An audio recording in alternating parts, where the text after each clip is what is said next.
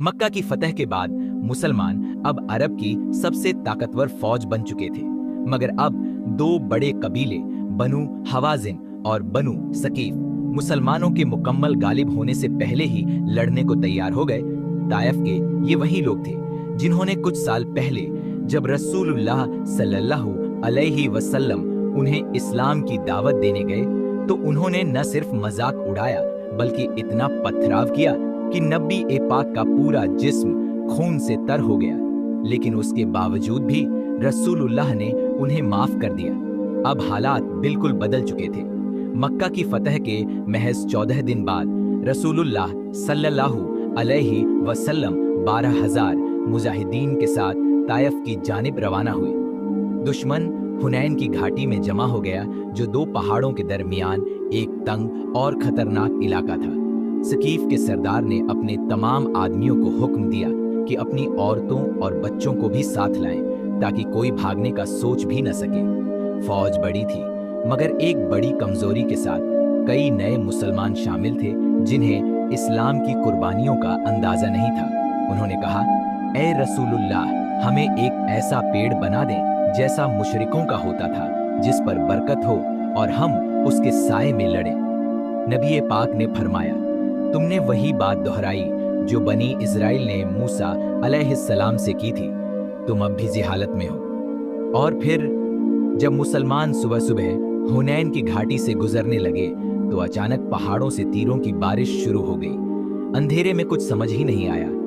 कई सहाबी शहीद हो गए। घबराहट में बहुत से लोग पीछे हटने लगे, यहाँ तक कि कुछ मुसलमान वापस मक्का की तरफ भागने लगे। दुश्मन को लगा जीत हमारी है। उन्होंने पूरी ताकत से हमला किया, लेकिन उस धुंध और शोर के बीच रसूलुल्लाह सल्लल्लाहु अलैहि वसल्लम अपनी ऊंटनी पर डटे रहे, एक कदम पीछे नहीं हटे।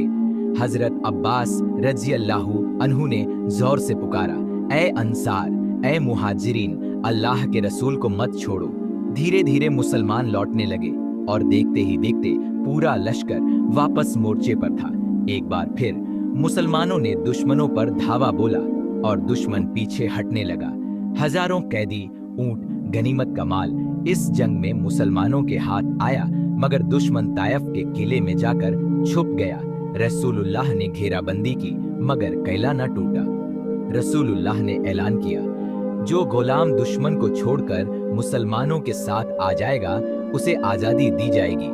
कई लोग आ गए मगर रसूलुल्लाह ने फैसला किया, अब वक्त जाया नहीं किया जाएगा। मुसलमान मक्का की जानिब लौटे, मगर एक नया इम्तिहान शुरू हो गया। रसूलुल्लाह ने गनीमत का बड़ा हिस्सा उन मक्का वालों को दिया जो हाल ही में मुसलमान हुए थे। अब्बू सुफियान को 100 ऊंट, उनके बेटे यजीद और मुआविया को भी।